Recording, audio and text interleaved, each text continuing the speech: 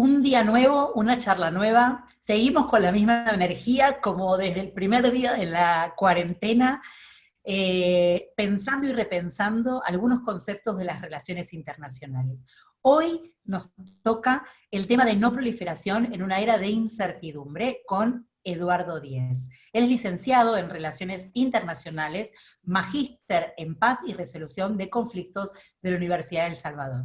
Actualmente es docente, colega de la UBA y también de la Universidad de Belgrano, y en la Maestría de Estudios Internacionales de la UCEMA y el CIEI en Argentina.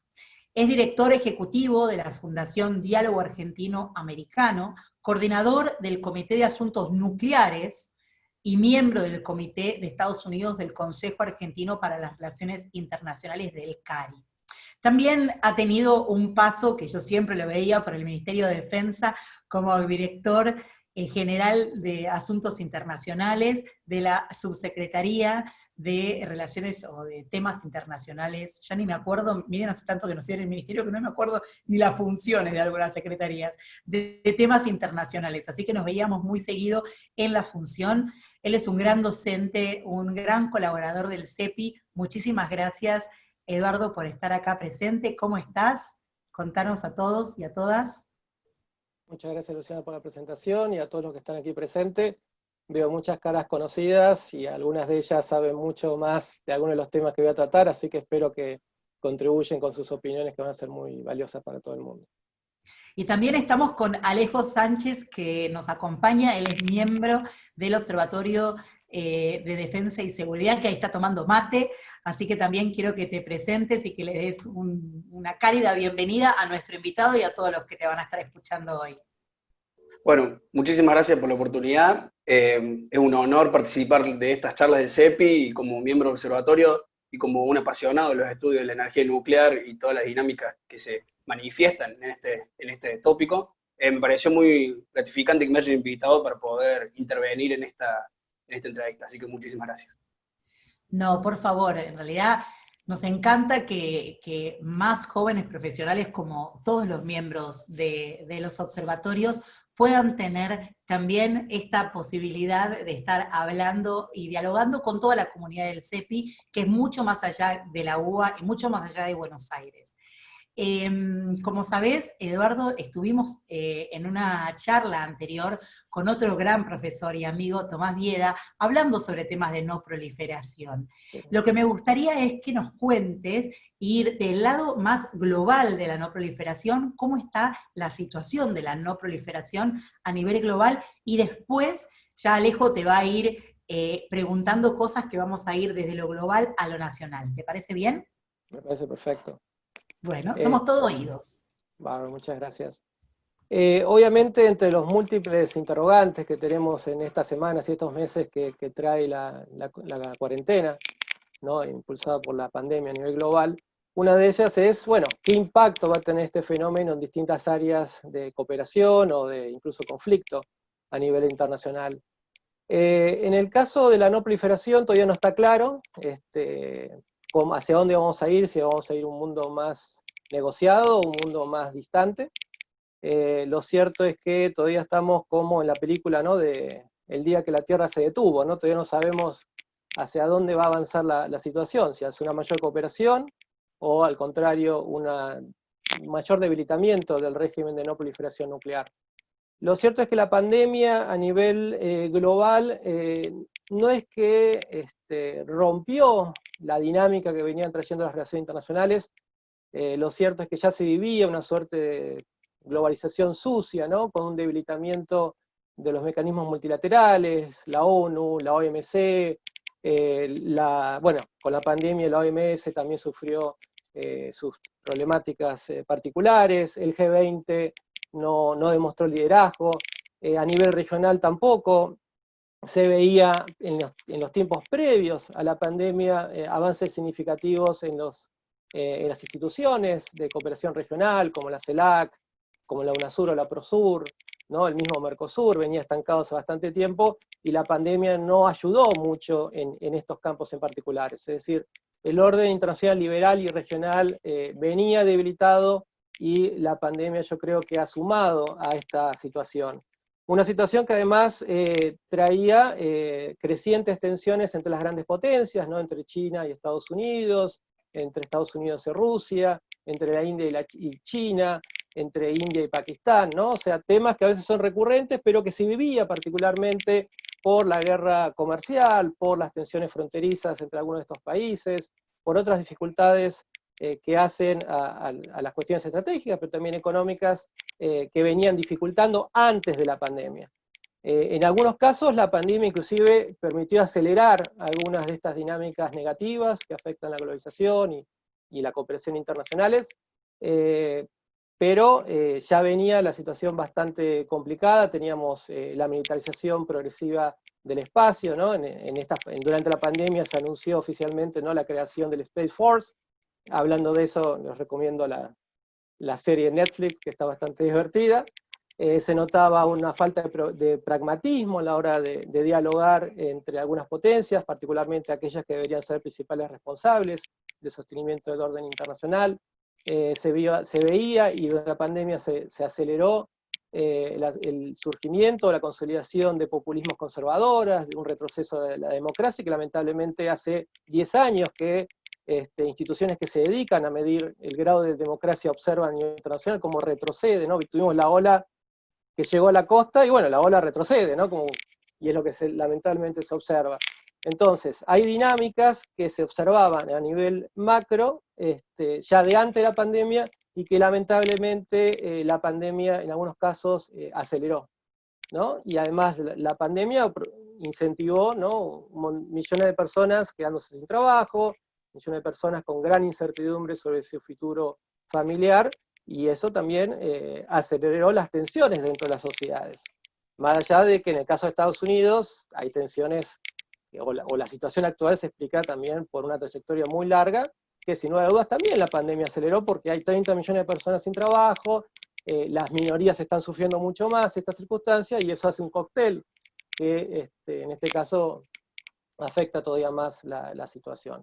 Entonces, un nivel macro que no venía bien y que no creo que se mejore sensiblemente ante la falta de liderazgos, al menos en Occidente, de manera responsable, ¿no? Tenemos Merkel, pero bueno, digamos, el país que debería haber salido a liderar, como sí ocurrió durante la crisis económica 2008-2009, que fue Estados Unidos, hoy en día está más preocupado por situación interna y presentando medidas a veces aislacionistas o confrontativas que no están ayudando precisamente a la resolución de ese problema. No sé si querés que siga, digamos, con el tema nuclear a nivel general. Eduardo, disculpa, yo voy a tomar en principal lo que dijiste sobre los tratados y el tema de la dinámica de las potencias. Sí. Lo que te quería preguntar era en particular la relación que se tiene con la depilación del START y el INF. Sí. ¿Qué se puede sacar, qué conclusión se puede sacar de eso? ¿Estamos yendo a ese camino donde los tratados dejan de representar a las naciones, o a dónde vamos? Sí, lamentablemente eso sería la visión negativa, posiblemente negativa, que veamos a futuro. Por eso ahí tengo el café de Juego de Tronos. Y lo cierto es que, como vos decís, ¿no? O sea, hace un año, Estados Unidos, o sea, menos de un año, ¿no? Agosto creo que fue el año pasado, Estados Unidos, seguido de Rusia, formalmente salieron del IFE, ¿no?, del Tratado sobre Fuerzas Nucleares de Rango Intermedio, que está del 87, que servía para, bueno, al menos que en Europa estuviera la situación mejor. El 22 de mayo, es decir, hace pocas semanas, Estados Unidos anunció su voluntad de retirarse del Tratado de Cielos Abiertos, lo cual obviamente también afecta a las medidas de construcción de la confianza y puede permitirles a otros profundizar programas de distinto tipo. Vos hablaste del nuevo START. El nuevo START se firmó hace casi 10 años y precisamente en febrero de 2021 va a vencer. Se lo puede renovar por 5 años, pero Estados Unidos está diciendo de que, bueno, de que quiere que China se incorpore a este mecanismo, y de momento no parecería estar encaminado a firmarlo. Puede cambiar esto, ¿no? Obviamente. Pero también tenemos las discusiones hace algunos días, algunos diarios publicaron que fue el 15 de mayo, sobre posibles ensayos nucleares, ¿no?, por parte de Estados Unidos, porque decía que también que China y Estados Unidos estaban haciendo trampas con ensayos de bajo nivel. tampoco aportó pruebas de que esto estuviera ocurriendo. Esto rompería una moratoria que en el caso de Estados Unidos y de la mayoría de las potencias nucleares va desde inicios de los 90 y va a afectar instrumentos como el CTBT, ¿no? El Tratado para la Prohibición Completa de Ensayos Nucleares, el cual, por ejemplo, fue firmado y ratificado por Rusia. Estados Unidos lo firmó y al igual que otras potencias todavía no lo ha ratificado. Pero afecta esto al régimen de no proliferación nuclear.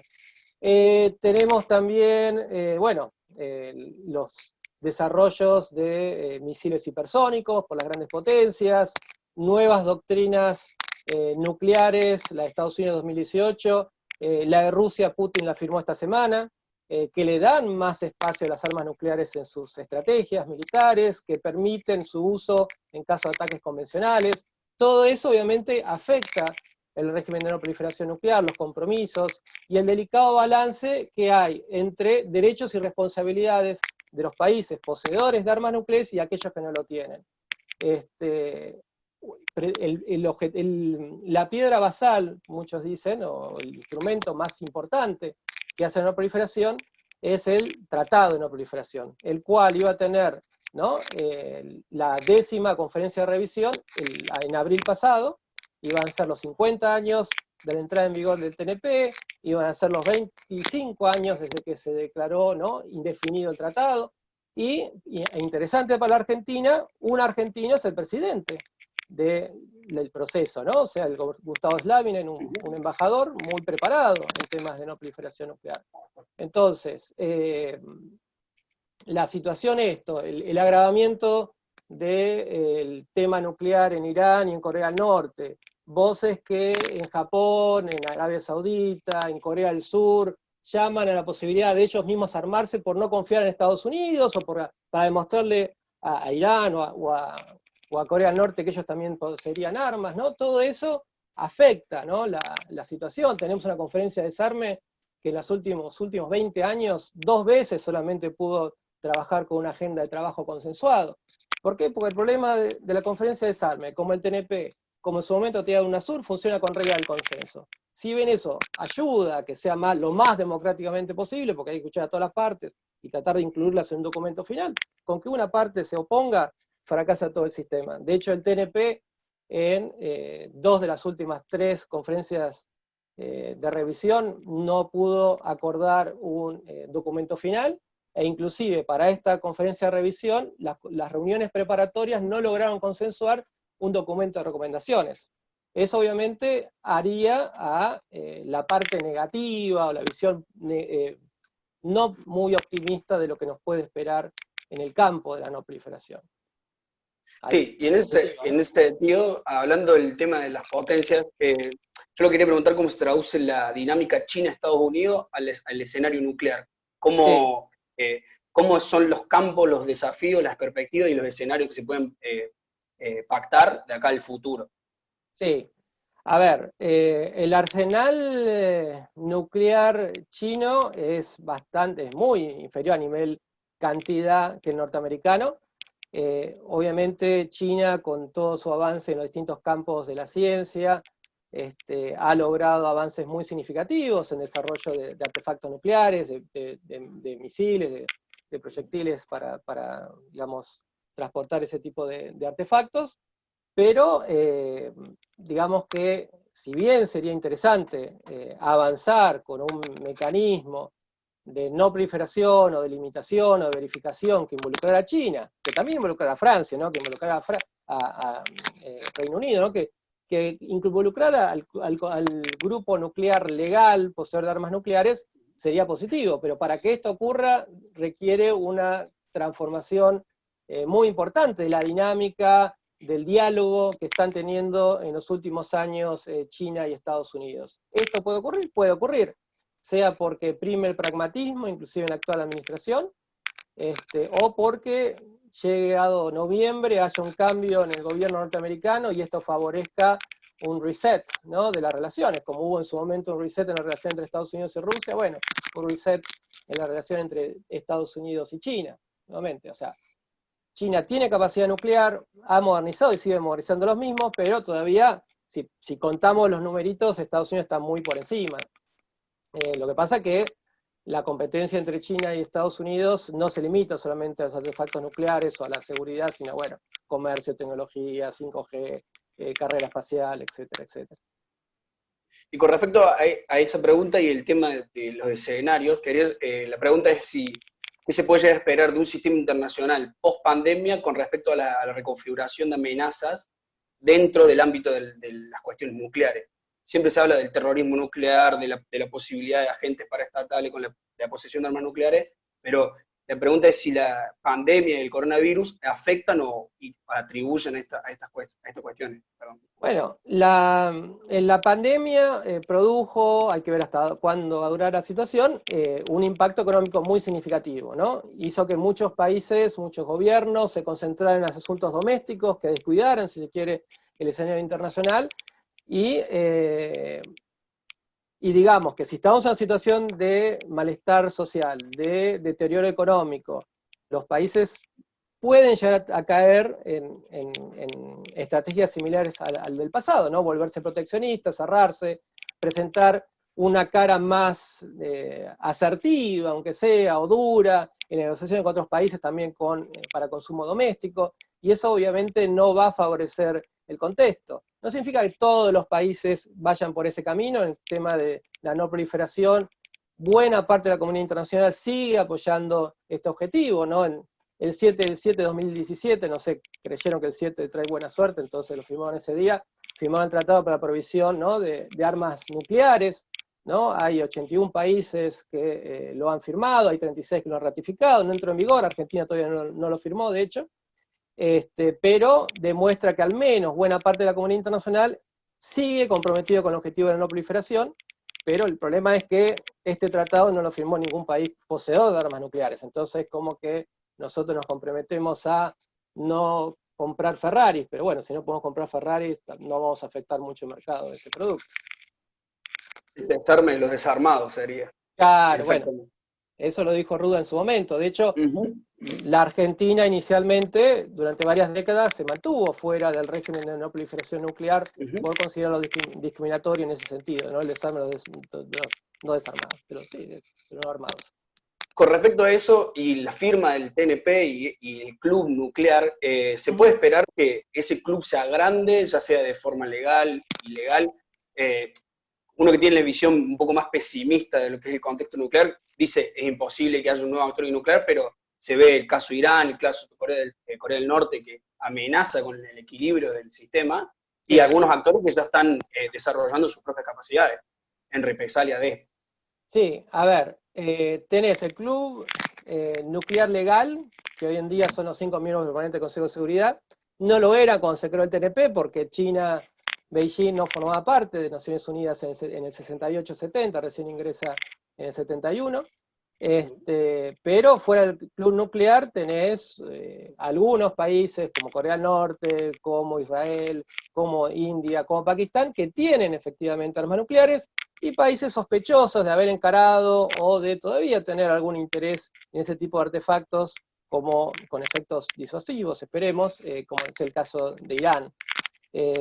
Hay que ver si se avanza en ese sentido o no.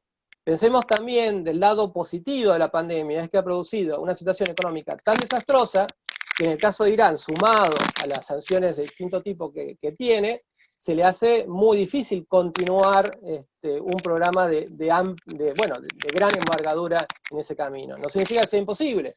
Cuando en abril del 74, si mal no recuerdo, la India hizo detonar llevó a cabo su primer ensayo nuclear, que se llamaba Smiling Buddha, obviamente, por más que se llamara así, a los pakistaníes no le agradó nada, ni se sonrieron ni nada por el estilo. Y el primer ministro, el canciller de Pakistán, dijo: pasaremos hambre, sufriremos frío, pero tendremos armas nucleares. O sea, el poseer o no poseer armas nucleares es una combinación, sí, de factores económicos, pero hay mucho de tabú o de cuestiones morales que hacen que los estados decidan no ir por ese camino. Porque de hecho cuando se decidió avanzar con el TNP fue porque se calculaba que quizás para fines del siglo XX íbamos a tener 50 países, un poco más, un poco menos, poseedores de armas nucleares. ¿Por qué no lo hicieron? Porque la comunidad internacional en parte terminó adhiriendo a esa idea de un mundo más seguro con ausencia de armas nucleares o al menos con una cantidad limitada. Porque bueno, el objetivo final de la eliminación absoluta de las armas nucleares es casi utópico, pero uno debe trabajar aunque sea para seguir reduciendo sus cantidades. O sea, evitar... Sí. No, perdón, No, seguir, evitar proliferación horizontal, ¿no? Mayor cantidad de armas en los mismos estados, o proliferación horizontal, ¿no? Más cantidad de países poseen armas nucleares. Habría que evitar las dos cosas. Yo te voy a llevar al boletín de cientistas atómicos de Estados Unidos, que elabora todos los años el famoso reloj del apocalipsis. Sí. Este año nos tocó los 100 segundos, para los que no saben, el reloj marca la cantidad de tiempo que tiene el mundo para llegar al anochecer, que sería la cantidad de tiempo que necesita el mundo para desaparecer, y habla sobre las amenazas que sufre que tiene el mundo con respecto a la cuestión nuclear, y a partir del 2007 incorporaron el cambio climático como una rama importante. Este año se estableció en 100 segundos, el tiempo más bajo de su confección. Sí. ¿Cómo se puede analizar qué tan real es la percepción del boletín y cómo estamos preparados para eso? Exacto, sí. Bueno, como bien vos decís, desde que se empezó a correr el tiempo en ese reloj del día final prácticamente, de que fue 1947, nunca se estuvo tan cerca de la medianoche. Durante la Guerra Fría, más allá de las tensiones, había, ¿no?, la teoría de destrucción mutua asegurada, había cierto control de los polos sobre sus aliados para que la situación no se fuera de las manos, más allá que tuvimos crisis como la de los misiles en Cuba y otras circunstancias en las cuales estuvo cerca por equivocación, malinterpretación o inclusive, bueno, por diversas causas de que alguno apretaba el botón. Pero hoy en día vivimos, por un lado, mayores tensiones entre más cantidad de potencias, y además, lo que también marcaba ahí el boletín al anunciar este año, cómo había corrido el secundero, vemos un cierto debilitamiento de la estructura, ¿no?, del régimen de no proliferación nuclear y sus diversos acuerdos, porque tuvimos en la época de Bush, hijo, ¿no?, la salida de la ABM, y después, bueno, con Trump es como que se ha ido acelerando, y es más, la administración norteamericana ha dicho de que está dispuesta a salir de cualquier tratado en el cual considere que no se estén cumpliendo con lo comprometido, con sospecha, aunque sea, de que otras potencias estén incumpliendo con los requisitos. En vez de quedarse o trabajar o establecer nuevos mecanismos, no sé, de verificación, un diálogo, ¿no?, la postura de ellos es directamente salir. Eso obviamente no ayuda al sostenimiento del régimen. Exacto. Y con respecto, ya te traigo un poco más al panorama de lo que es la pandemia, el coronavirus, porque claramente esto afecta a todas las áreas y es inherente a todas las áreas y nos obliga a hablarlo. Se revalorizó mucho la figura del científico, la científica. ¿Cómo crees que esto puede revalorizar la cuestión nuclear dentro de los estados? Si hay una nueva percepción, se puede pensar una nueva percepción de lo que es la energía nuclear de los estados. Energía nuclear. A sí, ver, o sea, el uso del lado positivo sería. No usarlo para el... La energía nuclear es una inversión a largo plazo, digamos, ¿no? O sea, construir una central o llevar a cabo un desarrollo importante en el área involucra una gran cantidad de tiempo y una gran cantidad de dinero. El problema es que en estos años, en muchos países puede que no haya mucho dinero para invertir en el sector nuclear. Pensemos en la Argentina. La Argentina necesita muchos fondos propios, algún socio internacional, para terminar de cristalizar muchos proyectos que desde hace muchos años viene dando vuelta, ¿no? La Cuarta Central, la Quinta inclusive, el CARE, ¿no? Mayor desarrollo de radioisótopos, medicina nuclear en general. Entonces, ¿puede haber espacio para desarrollo nuclear pacífico? Sí, debería haberlo. De hecho, el desarrollo nuclear es una de las soluciones, no definitiva, pero que ayudan al tema del no calentamiento global, o a reducir el impacto del calentamiento global, ayuda al desarrollo de varias áreas de la industria, del conocimiento, ¿no? Sábato decía como que era la locomotora de industrias o una industria de las industrias, el sector nuclear. Entonces uno podría decir, bueno, los países van a invertir en este contexto, pero la cuestión económica en países como la Argentina va a ser dificultoso ese camino. Esperemos que se dé, obviamente. A ver, el CAREM estaba en carpetas desde inicios de los 80, se quería tenerlo terminado para mediados bueno, 14, 15 por ahí, y todavía estamos con bastante trecho por delante, y requiere, nuevamente, mucho dinero. Y lo mismo el RA10, ¿no? Tenemos varios proyectos muy interesantes, pero para eso se necesita un Estado que pueda brindar los fondos necesarios o algún socio importante, ¿no? En el tema de la cuarta central, estuvo China en los últimos años como un posible proveedor de los fondos para desarrollar una o dos centrales, pero bueno, por la crisis económica esto está medio parado, y también está la discusión sobre si avanzar con una central del tipo que tenemos, ¿no? Candú, para lo cual nosotros tenemos conocimiento y muchas pymes que podrían aportar a la construcción, o ir por la tecnología china, que es diferente, al cual no le podemos aportar tanto, pero que quizás nos permitiría con el tiempo profundizar en una nueva área de conocimiento, ¿no? Así que se puede, pero para eso se necesita dinero.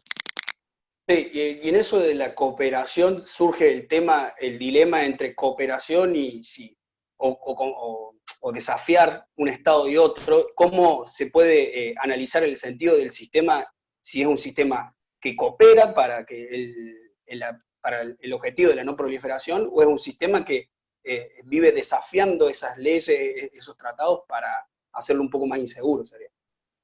El sistema internacional. Sí. Bueno, eso hace, digamos, al histórico debate sobre derechos y responsabilidades en el tema de la no proliferación o de la energía en general. Generalmente el régimen de no proliferación se asienta en tres pilares, ¿no? El compromiso de los países poseedores de armas nucleares de desarmarse, el compromiso de los países sin armas nucleares de no desarrollarlas, o no permitir su alojamiento en su territorio, lo preferible, y el acceso y la ayuda al desarrollo nuclear pacífico, ¿no?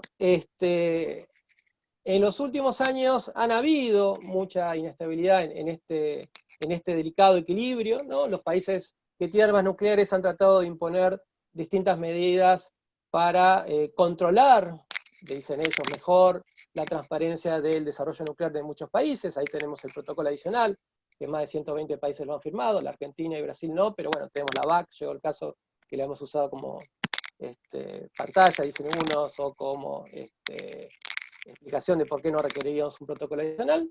Y los países en vías de desarrollo, y los países sin armas nucleares, ponen el acento en el desarme. O sea, no se está observando en el último tiempo ese compromiso que deberían tener las potencias con el desarme nuclear, más allá de que hoy en día, ¿no? Hablamos del nuevo START, habla de un límite de 1550 armas nucleares desplegadas, que comparado con la época de la Guerra Fría, no es nada. Bueno, no es nada, puede destruir el mundo, pero estamos hablando de decenas de veces menos.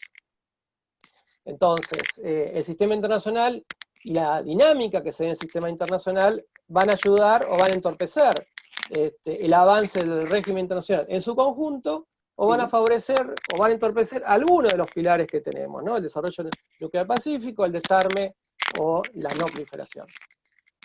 Sí, y entrando un poco más en lo que es el desarme, vos bien lo dijiste, que en los últimos años se ve cómo esto no ha avanzado. ¿Crees que hay alguna alternativa para explicar y decir los estados poseedores de armas nucleares no quieren desarmarse? ¿O es una cuestión de decir, bueno, yo tengo lo mío, lo mantengo, y que los demás vean cómo llegan a ese estado?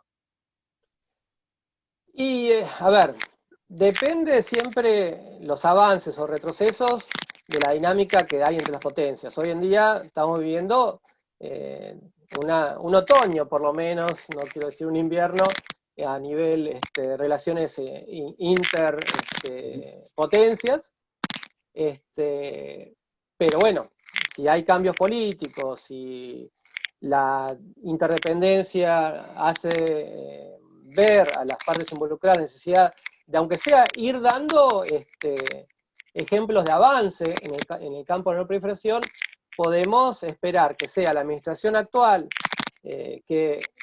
por ejemplo, que decida renovar por 5 años más el New START, o que con esta administración o con la próxima, que se decida convocar, ¿no?, a una discusión de las grandes potencias para pensar en nuevos mecanismos de desarme, de no proliferación y de cooperación pacífica. Lo que pasa es que es difícil a veces encontrar un nuevo consenso para crear nuevos instrumentos, ¿no? O sea, los regímenes internacionales, una cosa es la creación, y después su sostenimiento es más sencillo, llegado el caso, por la dificultad para encontrar nuevo consenso. No hay un consenso de momento alternativo al régimen de no proliferación. Está como está, con todas sus debilidades, sus desequilibrios y todo lo demás, o directamente termina cayendo. Pero no hay un consenso entre la comunidad internacional, al menos entre las grandes potencias, sobre, bueno, hacia dónde vamos, cuál es el TNP 2.0 que podemos acordar.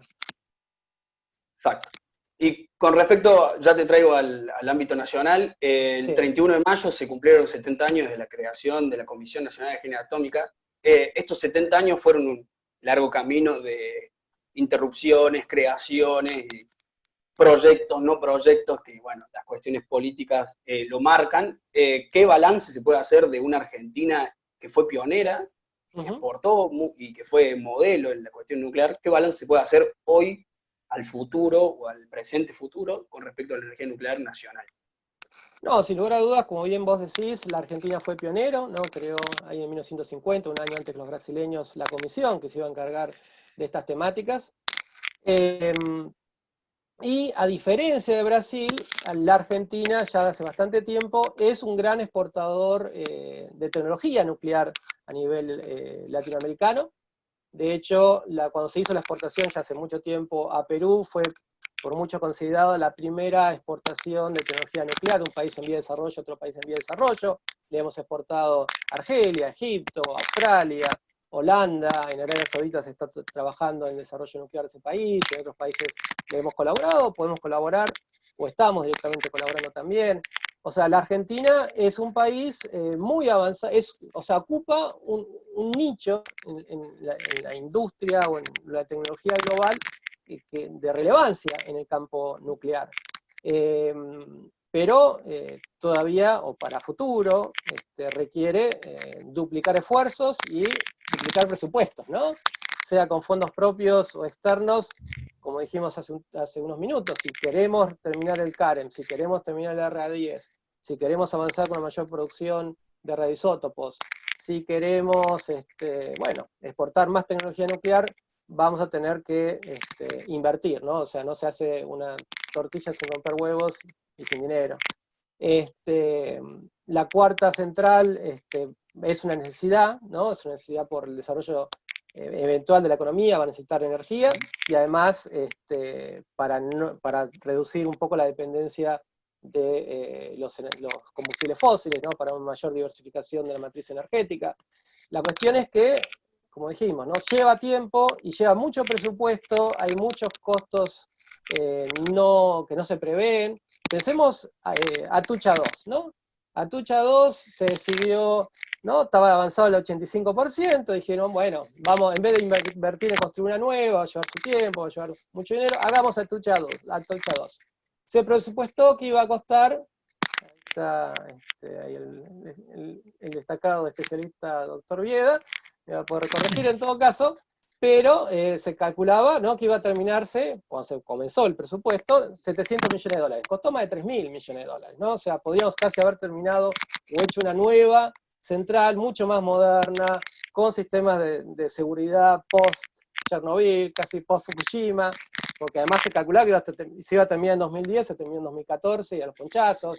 Entonces, requiere un compromiso presupuestario, un compromiso político, un compromiso también con la comunidad, porque 2x3 surgen, ¿no?, grupitos que se enfrentan ya de por sí a la energía nuclear, que te boicotean o te buscan boicotear o crear un grupo de interés a nivel Congreso. Yo me acuerdo cuando fue el acuerdo con Australia, desde el Comité de Asuntos Nucleares del CARI, con colaboración de Cancillería, estoy hablando hace, bueno, muchos años, nos reunimos con la gente de Greenpeace, ¿no? Porque la Greenpeace decía que la Constitución prohibía el ingreso de combustible, y nosotros de nuestro lado teníamos lo que ven escrito los artículos, eso de la Constitución reformada. Pero bueno, obviamente ellos tienen una agenda, nosotros tenemos otra agenda, que es hacer las cosas de manera responsable, hacer las cosas bien, y exportar valor agregado, porque está bien, ¿no? Exportar bife de chorizo y todo lo demás es muy rico, muy nutritivo, ayuda al sector de la economía, pero necesitamos volcar más conocimiento y mayor valor agregado a las exportaciones. Y en el tema de las exportaciones, la Argentina tiene, en el campo nuclear, tiene mucho para dar todavía. Entonces, ojalá que se continúen, que haya otros 70, otros 100 años la Comisión Nacional actualizada, ¿no? Renovada, con presupuesto, con política de Estado. Ojalá que se mantenga en ese camino. Pero bueno, con las urgencias a veces políticas, económicas, sociales, eso no es tan sencillo. Sí, yo creo que... Eduardo, Sí. Perdón. perdóname, Alejo. Eduardo, ya abrimos a las preguntas de nuestra comunidad, que hay varios que quieren hacerte preguntas. Vamos a pasar primero a una pregunta de Pía Devoto, mientras te voy a pedir que veas, porque hay algún ruidito en el sonido, por ahí son tus auriculares, La silla, me parece o que... la silla, hay algún ruidito ahí está Pía. Pía, ¿cómo estás? Buenas noches. Hola, Gracias ¿qué por tal? es una de las primeras que quiere hacer alguna pregunta, o por lo menos la primera que levantó la mano. Así que, Pía, ¿cómo no? Gracias, muchas gracias, Luciana. Hola, ¿qué tal? Mucho gusto, Eduardo. Yo te quería hacer una consulta en relación al tema de desarme, porque hay como ciertas evidencias que hay cierta tensión entre el TNP y el Tratado de Prohibición de Armas Nucleares. Esa tensión se podría explicar porque los poseedores quieren seguir manteniendo ese supuesto derecho de posesión de armas nucleares, pero dentro de las negociaciones y posteriormente las discusiones, hablan que hay ciertas suspicacias que algunos que impulsaron el Tratado de Prohibición de Armas Nucleares, en algún punto había una doble intención que podía llegar a permitir que algunos países que estaban o no estaban, o que se sospechaba que podían desarrollar armas nucleares, podían salirse del TNP, adherir al Tratado de Prohibición de Armas Nucleares y desarrollar la bomba. Y se habla con suspicacias, digamos, un vecino que tenemos muy cerca, pero se habla de otros países que ya, digamos, personalmente creo que políticamente es muy costoso salir del TNP, ¿no? Porque no puedes quedar asociado a Corea del Norte, por ejemplo. Pero te quería preguntar, ¿cómo veías vos? Porque, ¿qué pasa que más allá de Argentina, más allá de los intereses estratégicos o políticos que pueda llegar a tener Argentina, tampoco lo ha firmado Suecia, tampoco lo firmó Suiza, ¿no? Quería ver cómo lo veías vos este tema, si es tan así, estas suspicacias, si son reales. Hay un famoso artículo que es el artículo 18, o sea, y hay interpretaciones legales sobre ese artículo, pero quería saber cómo lo veías vos. Sí, y ahí mencionaste varios temas de interés, el tema de la posibilidad de salida del TNP, el tema de por qué algunos firman o no firmaron el Tratado de Prohibición de Armas Nucleares. Digamos, trabajemos una por una, si ha el caso. La postergación de la conferencia de revisión del TNP probablemente ha sido algo positivo. O sea, ¿por qué? Porque eso da tiempo para alcanzar nuevos consensos que quizás no estaban en este momento determinado, y aparte así la Argentina como presidente de la conferencia no se quema. Y uno de los principales debates que se da a nivel del TNP, ¿no? Derechos, como se ve todo el resto, es también precisamente lo que vos dijiste de Corea del Norte, ¿no? O sea, cómo endurecer aún más el castigo para los que salen del TNP y de repente anuncian que tienen armas nucleares. Eso hay varias potencias que han trabajado o vienen planteando la necesidad de profundizar los castigos para los violadores del TNP y de otros tratados de no proliferación, que se aprovechen de la cooperación pacífica y después salgan, ¿no? De hecho, varios países que hoy tienen armas nucleares se aprovecharon de conocimiento pacífico. Pensemos, ya mencionamos el caso de la India recibió tecnología de Canadá, por ejemplo.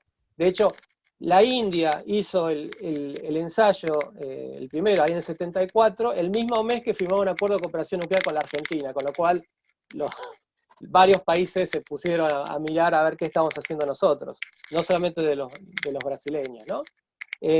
Vos hablaste, bueno, supongo, no creo que sea Uruguay, Bolivia, Paraguay o Chile, supongo que estarás refiriéndote a Brasil, precisamente. Desde hace varios años hay distintas opiniones sobre el origen de parte de la tecnología de Brasil, por ejemplo, la que tiene en Resende. Hay ciertos elementos en el campo de la no proliferación argentina que llaman a la BAC a actualizarse para cubrir áreas que no fueron vistas en un primer momento a la hora de firmar, ¿no?, el Acuerdo de Guadalajara del 91. Uno de ellos es, por ejemplo, la tecnología nuclear y el material nuclear que se emplea en eventual propulsión naval brasileña. Entonces, Brasil, para algunos sectores argentinos, es un país de preocupación, pero bueno, simplemente involucraría, simplemente, como si fuera tan sencillo, ¿no?, llegar a un consenso sobre cómo actualizar una BAC que ha sido muy exitosa, ¿no?, que siempre es puesta como un ejemplo de cooperación bilateral a nivel mundial, fue la primera organización binacional que se hizo con Brasil, pero bueno, de eso ya pasaron varias décadas y se requiere, digamos, actualizar la BAC para que todos estemos tranquilos. En el caso del Tratado para provisión de armas nucleares, la Argentina y otros países no adhirieron porque es simplemente una declaración de intenciones mientras no estén las grandes potencias. Y bueno, mientras estas están reafirmando a la comunidad internacional que busca continuar con el objetivo del desarme completo, pero si tenés afuera todos los que precisamente tienen armas nucleares, no es muy útil. Y aparte, hablando del TNP, te estás quedando, o sea, el TNP tiene 191 países, si mal no recuerdo, tiene casi una universalidad similar a la de Naciones Unidas. Pero fuera del TNP tenés a Corea del Norte, tenés a India, tenés a Pakistán, tenés a Israel. Entonces, uno de los desafíos del TNP es, bueno, cómo trabajar con los países que están fuera. Algunos han dicho, bueno, si me permite ingresar como país miembro, como país poseedor legal de armas nucleares, ingreso al TNP. Bueno, ahí obviamente hay muchos países que no van a estar de acuerdo con este objetivo. Entonces, tenemos un tratado de provisión de armas nucleares, que es para muchos simplemente una declaración de intención, de buena voluntad y no mucho más, y tenés un TNP que tiene sus serios problemas y que requiere actualizar algunas de sus cláusulas, por ejemplo, para evitar casos similares a los de Corea del Norte. Igual no sé si cubrí todos los temas, hay seguramente mucho más que se puede hablar. Gracias, Eduardo. Gracias, Eduardo. Ahora le pasamos la palabra a Eduardo Ganó, que tiene 2 preguntas. Así te hace las 2 juntas. Gracias, Luciana. Gracias, un gusto saludarte, Eduardo. ¿Cómo andamos? Bien. ¿Qué tal? Un placer. Sí, Eduardo. Nos conocimos en Corea del Sur. Sí. ¿En Corea estuvimos? Sí, cuando estabas de agregado. Yo viajé con Lagorio, el embajador Lagorio y otros más a un plenario de no proliferación. A la cumbre nuclear. Exacto. Lo interesante de eso, y hablando del doble estándar, las contradicciones que hay en el régimen, el que financió esta reunión, ¿no?, que es de las familias más ricas de Corea del Sur, en el discurso de bienvenida, ¿no?, delegación de todo el mundo para discutir la no proliferación, dijo que Corea del Sur tendría que tener armas nucleares. Era como que, bueno, pero bueno, siempre estuvo el dilema de que si con armas nucleares sos más seguro o más inseguro. La mayoría consideramos que sos más inseguro, porque en caso de error se acabó todo, pero para esta persona y otros sectores en Corea del Sur, donde vos fuiste agregado, en países como Arabia Saudita, Japón y otros que mencionamos, llevaría a una mayor estabilidad del sistema internacional de la proliferación. Y la otra gran discusión ahí es si hay o no hay, ¿no?, armas de destrucción masiva norteamericanas, ¿no? Hay bastante discusión sobre el asunto. Sí, Eduardo, yo lo que te quería preguntar es, digamos, paranoia natural de alguien que está preocupado por la seguridad. Y a la luz de los avances tecnológicos brasileños y sus ambiciones, digamos, que creo que son, no sé, indudables de aspirar al Consejo de Seguridad desde hace ya largo tiempo, ¿cuáles serían los, no sé, los indicios para dar tranquilidad sobre las ambiciones brasileñas de tener armas de destrucción masiva? Una. Bien. Y la segunda cambia la perspectiva, pues se refiere a energía, pero como vos te acordás que yo estuve en Corea, yo estaba a 1000 kilómetros de el problema nuclear de Fukushima, cuando fue el tsunami en Japón. Y en Corea, a unos 200 kilómetros en la costa este de Corea, había sensores que medían diariamente el incremento de la radiación, y estábamos a 1000 kilómetros y la radiación subía. Yo, el gran miedo, ¿no? El temor que tengo es, estamos a 100 kilómetros de acá, de Atucha, tenemos 2 reactores, queremos aparentemente un tercero, a tan solo 100 kilómetros, y no me puedo sacar esa idea de encima. ¿Qué se te ocurre? Bueno, ahí Tomás probablemente puede decir algo de su experiencia en temas de seguridad física. Esperemos que no haya un tsunami en Lima, no debería entrar por el río y pegarle. Digamos que es una zona, digamos, sismológicamente, como se pronuncie, estable. No, a ver, accidente puede ocurrir, pero hay medidas de control que evitarían una suerte de Chernobyl o una suerte de Fukushima. La energía nuclear obviamente es contaminante, pero digamos radiactividad, hoy en día tenemos radiactividad que se arrastra de los casi 2000 ensayos nucleares que usaron las potencias para desarrollar sus propios artefactos, 1000 de las cuales fueron norteamericanas. Entonces la radiactividad ya está en el ambiente. Lo que hay que controlar es que por error o por acción directa eso no dio un salto, ¿no? O sea, en Estados Unidos, por ejemplo, los ensayos nucleares produjeron un estimativo de exceso de mortalidad entre 350.000 y 450.000 muertos en un periodo desde mediados de los 50 hasta los 70.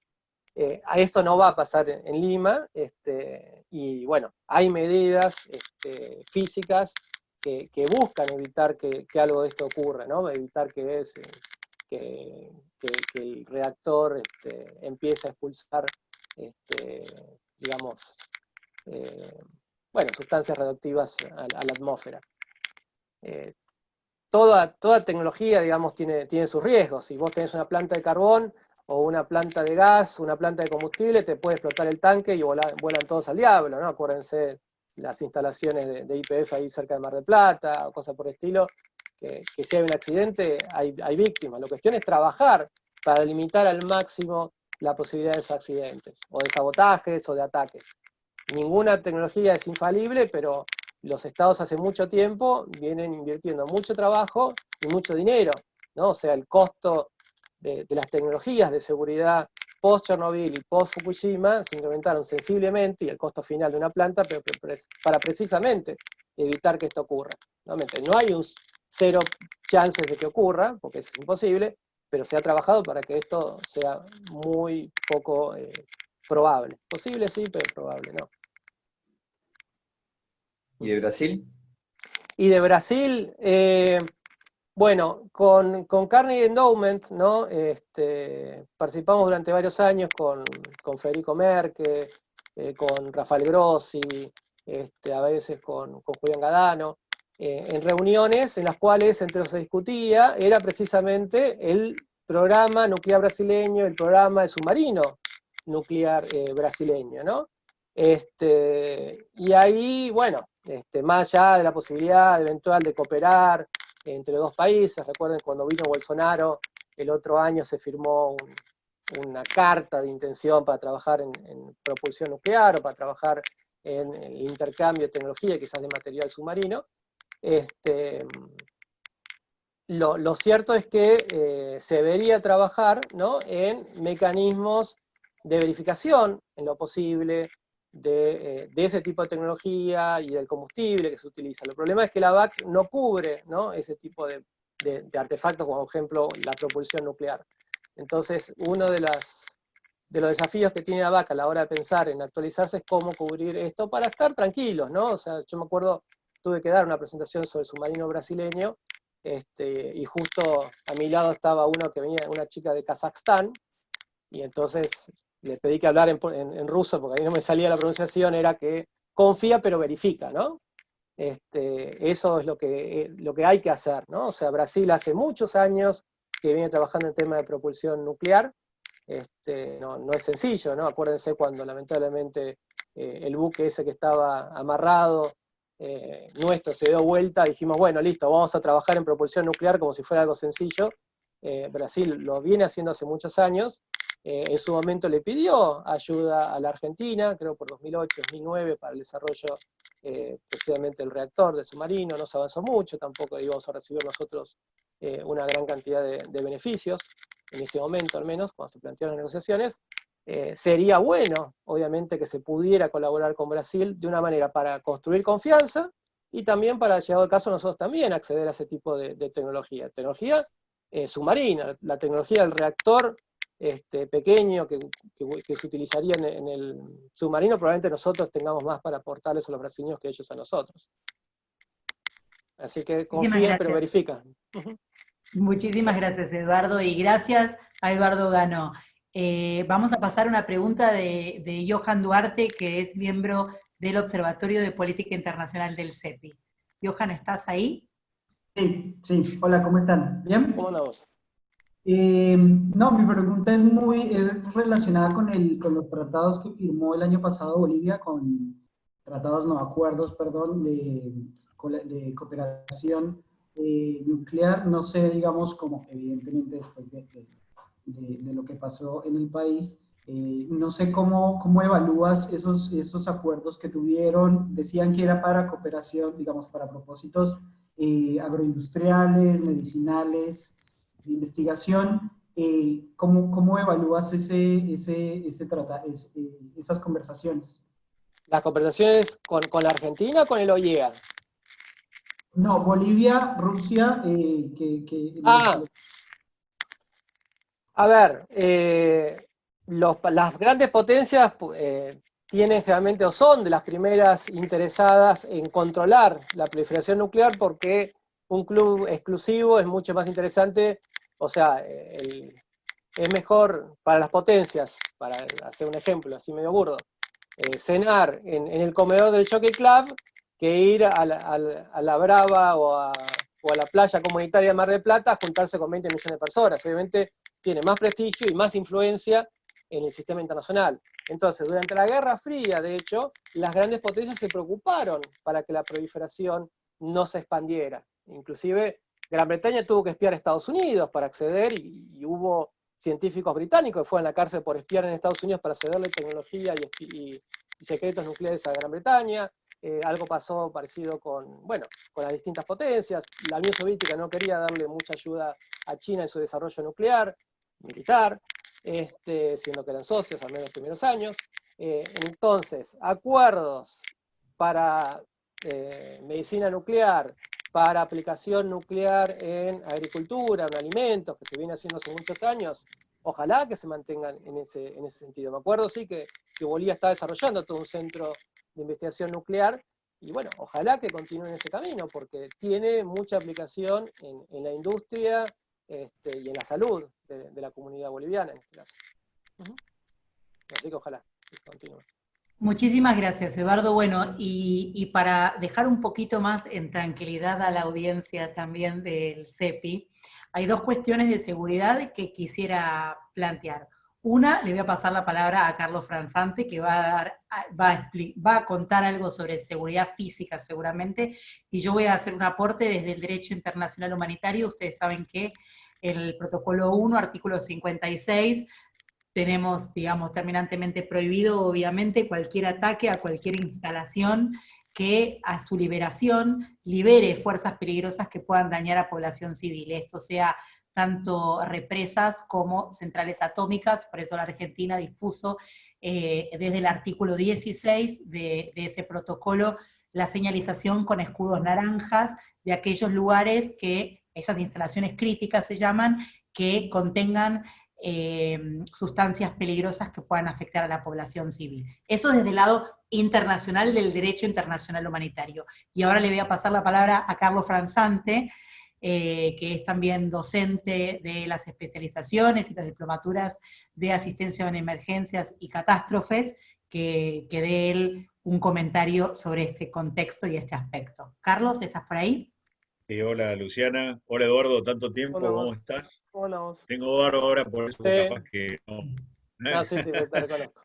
Desde que me retiré, bueno, me estoy liberando un poco. Gracias Eduardo por la exposición. No, simplemente, bueno, como por los puestos que yo he ocupado dentro de las Fuerzas Armadas a lo largo de mucho tiempo, me he dedicado a la reducción de riesgo y al estudio de la reducción de riesgos y con distintos posgrados y demás. Y aparte he participado como observador en distintos ejercicios y tratamientos relacionados con posibles mitigación de catástrofes. Entonces, no soy un especialista en riesgos nucleares, ni mucho menos, pero he podido observar en distintos ejercicios que me han invitado como observador y un poco de asesor o crítico, digamos, de ese tema. Donde están instaladas nuestras plantas nucleares, nuestras plantas tienen un alto estándar de seguridad, un altísimo estándar de seguridad que cumplen con los rigurosos niveles que deben tener este tipo de instalaciones. Estos estándares son revisados con un cronograma específico y anualmente no solo la planta, sino la población en sí, vamos a poner el ejemplo de Lima, como recién vos decías, hace una ejercitación relacionado con un probable problema que pueda tener la planta. Y la población está preparada para este tema. La preparan permanentemente, la concientizan, tienen un protocolo, como se llama ahora, en realidad es un plan de emergencia muy bien detallado, y la población está muy consciente de lo que tiene que hacer. Y a nivel argentino, todas nuestras plantas cumplen con altísimos estándares de seguridad. Me animaría a decir de que en Sudamérica o en América somos pioneros en ese tema, en el cumplimiento de esos estándares. Así que hay que estar tranquilos porque no creo, primero que Argentina no va a tener tsunami, puede tener terremotos del lado de la cordillera y del lado de la cordillera no tenemos plantas nucleares. Y del lado donde están, y puede haber algún pequeño movimiento, pero el movimiento lo soportan tranquilamente nuestras plantas. Así que bueno, sería muy largo explicar cuáles son los estándares y eso, pero bueno, más o menos para contestarle a, a Eduardo, que estaba un poquito, creo que Eduardo fue el que preguntó por Sí, el tema de la seguridad de Ujú. nuestras plantas. Así que a prima facie no hay que preocuparse. Es muy bueno la seguridad física que tienen las plantas. eh, eh, digamos, es muy, muy importante y muy, no me sale en este momento la palabra, es muy riguroso la seguridad que tienen estas plantas. Y por último, para cerrar, vos dijiste que Argentina no había firmado el Tratado de No Proliferación, pero me parece No, que el en Tratado el... de no proliferación no, el Tratado de Prohibición de Armas Nucleares. El Ah, está TNP bien, ok, sí. ok. Sí, Lo firmó Menem lo y hizo. quedó en el tiempo, digamos. Menem lo Está hizo, bien, sí. está bien, perfecto, perfecto. Bueno, muchas gracias, Luciana. Gracias, Eduardo. Un No, fuerte abrazo a Gracias. la distancia. Ojalá nos veamos Igualmente. pronto. por Ojalá. favor. Y acá también tengo una pregunta muy interesante de Raúl Parodi sobre la protección contra ciberataques. ¿Te querés, Raúl, preguntarlo vos? Él O... lo tiene que explicar. Claro. ¿Querés explicarlo vos o querés que lo expliquemos No, nosotros? ¿Estás por no, ahí? simplemente, sí, acá estoy en audio porque conecto el video y se corta todo. Esta es una dificultad de infraestructura. Déjame Pero a los demás presentarles. Raúl Parodi ha sido el subsecretario de temas de ciberdefensa en el Ministerio de Defensa, sabe mucho de estos temas, está siempre conectado todo como Ganó, como Jorge Moreno, como tantos que están en el CEPI. Raúl, ahora sí, porque tal quizás no te cual. conocían. Gracias, muy generoso tu concepto. Mira, lo que comentaba para Eduardo, en realidad, primero, verte Eduardo, una satisfacción, encantado de No, verte no. nuevamente. Y Lo que digo es que si bien la Argentina, para poner en marcha, como todo país, que tiene que tener las salvaguardas debidamente acreditadas para poner en marcha un reactor con fines pacíficos.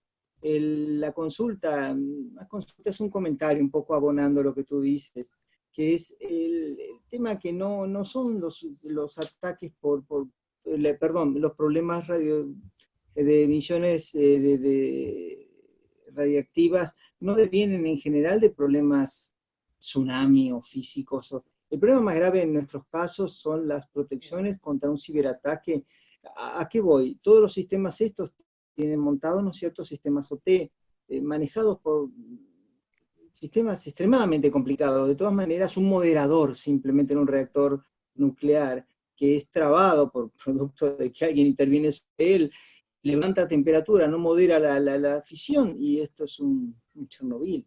Entonces, ¿cuáles son los grados de protección que la Argentina ha ensayado para evitar esto, Eduardo? A ver si ha habido algún tipo de evolución, en estos tiempos, ¿no? O sea, sé que ha trabajado mucho en medidas de seguridad física. Si Tomás estuviera conectado, quizás él tenga más información. Está conectado, pero Claro. Lo tengo ahí, pero bueno. Si él y no la imagen estuviera Le voy a conectado. mandar un WhatsApp. Él, como trabajó durante muchos años en temas nucleares a nivel gobierno, tanto la administración previa como la anterior, seguramente tiene mucha más información para poder brindar en ese tipo de medidas de seguridad física.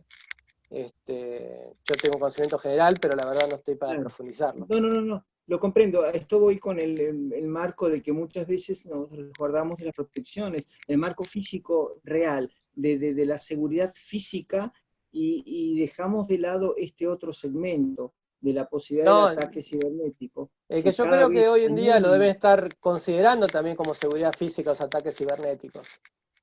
Porque más allá Creemos que sí. Sí. De hecho, en estos días se ha puesto en manifiesto con esto de Minneapolis, lo que ha ocurrido a la policía del Estado, le han intervenido los sistemas y lo dejaron sin radio de comunicación a la policía. Hace pocos días Ahí está conectado Tomás, que le vamos a pasar el micrófono para que él conteste esa pregunta, o para que dé su opinión, digamos, que él estuvo mucho tiempo trabajando sobre la seguridad física en temas de energía nuclear y de centrales. Ahí estamos, Tommy. Bueno, ante todo, muchísimas gracias, y perdón Eduardo por tomar la palabra. No, al contrario. Siempre es un placer escuchar a un profesional y a un gran amigo. Te robo un minuto, digamos, intentando atender algunas de las preguntas que hacían. Toma lo que decían ustedes, de avanzar en alguna frase. Obviamente todo lo que digo es a título personal y lo que puedo decir, pero digamos, la aclaración, primera cuestión. Cuando surgió la serie Chernobyl, y lo habíamos hablado acá, digamos, siempre surgía esa consulta que hicieron ahí de qué pasa con la Tucha a 110 kilómetros de la ciudad, ¿no? Digamos, y es algo lógico que puede llegar a pasar, digamos. La primera reacción a la pregunta anterior es, bueno, efectivamente, digamos, las centrales nucleares operadas por NASA y reguladas por NASA, Nuclear Argentina Sociedad Anónima, y reguladas por la Autoridad Regulatoria Nuclear y, digamos, el Organismo Internacional de Energía Atómica, tienen, digamos, sistemas redundantes de seguridad, en este caso tecnológica, para decirlo de alguna forma, o radiológica. Y cuando pasó lo de Fukushima, que fue el último accidente, digamos, severo que hubo, de los tres, digamos, severos que hubo en la historia, Argentina y los especialistas del RN fueron los que fueron por el mundo, digamos, dando enseñanzas y lecciones, precisamente que Argentina ya las tenía. O sea que además hubo muchas cosas que se mejoraron a todo nivel de requerimientos de la OIEA después de Fukushima. O sea que, digo, ese domo, ¿no? Ese domo muy famoso de las Atuchas es como, bueno, eso son cosas que muchas centrales empezaron a decir que es necesario tenerlas. Eso efectivamente que es un domo de hormigón, digamos, contiene todo ahí adentro, ¿no? Que para que no pase los años. Fukushima, que obviamente ese domo está desde hace muchísimo tiempo y no eso respecto de eso, ¿no? Digamos, tiene sistemas redundantes de seguridad y como recién decían ahí el colega anterior, que están absolutamente ejercitados, están muy trabajados. Incluso hay un ejercicio muy lindo, perdón Luciana que tome más tiempo, hay un ejercicio muy lindo que hacen con los chicos y con los nenes en los jardines, ¿no? En todas las centrales, en todas las zonas cerca de las centrales, porque es un tema, ¿no? Digamos, de repente empiezan a sonar alarmas en el pueblo, digamos, y hay todo un laburo muy lindo ahora que hay una preocupación con los jóvenes por todo lo del COVID, ¿no? Digamos, hay un laburo muy lindo.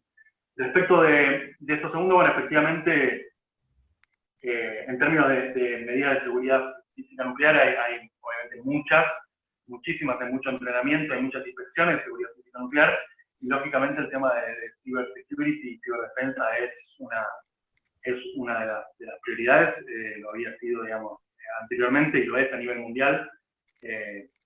Coincido, digamos, con el diagnóstico que hacían antes, y efectivamente llegase, digamos, a pasar algo en el mundo, bueno, tendrá sin duda un componente de cybersecurity, pero obviamente todas las instalaciones nucleares, a partir de un trabajo de interagencia muy interesante que tiene Argentina, con muchos ministerios, incluidos lógicamente el Ministerio de Defensa, que tienen muchas, digamos, medidas puestas, que obviamente no se puede hablar de cuáles son, pero digamos, tienen muchas medidas, digamos, tomadas en la actividad nuclear, como para prevenir, digamos, cualquier tipo de ataque. O sea que en ese sentido es un tema que está en la agenda de la seguridad física nuclear internacional y nacional desde ya. Muchísimas gracias, Tomás, y la verdad que me encanta poder tener esta comunidad del CEPI, que tenemos un montón de saberes, un montón de gente que está conectada, que puede dialogar entre ustedes, gente del tercer sector como María Pía, militares, gente que se especializó en emergencias, temas nucleares, temas de relaciones internacionales. Eduardo, te quiero agradecer muchísimo haber participado en esta charla. Muchísimas gracias a Alejo Sánchez Picat, del Observatorio de Defensa y Seguridad del CEPI, por hacer la entrevista y por hacer la charla también. Y muchísimas gracias a todos y todas ustedes. Cada pregunta, cada comentario creo que aporta otro nivel de análisis, creo que aporta otra visión, creo que enriquece el debate y la reflexión, y para eso está el CEPI, para abrir las puertas a nuevos conocimientos, nuevos formatos, nuevas visiones y nuevos andamiajes, tanto académicos como profesionales. Eduardo, te dejo las últimas palabras para que vos te despidas de esta audiencia. Mañana yo los espero a escuchar a Damián Svaldt, que vamos a hablar sobre la pospandemia y esta tensión entre las cuestiones liberales, de sociedades liberales democráticas, y las sociedades autoritarias, ¿sí? Esto de la pospandemia. Así que, Eduardo, te dejo a vos para la despedida. Muchísimas gracias, Alejo, y gracias, Eduardo, y te escuchamos. Bueno, muchas gracias, Luciana, y a todas las personas presentes. Gracias por el intercambio de preguntas. Quizás fuimos algo negativos en algunas cosas que dijimos. Hay lugar todavía para pensar en una resolución, una evolución favorable. Noam Chomsky y otros especialistas consideran que la pandemia es algo pasajero, y que entre los dos grandes problemas que pueden afectar a la humanidad no es la pandemia, es la posibilidad de una guerra nuclear, por eso habría que trabajar en no proliferación y en desarme, diría Chomsky, y el cambio climático. Para el cambio climático, la energía nuclear es algo positivo. El año pasado, los países poseedores de armas nucleares gastaron $73.000 millones en sus programas militares.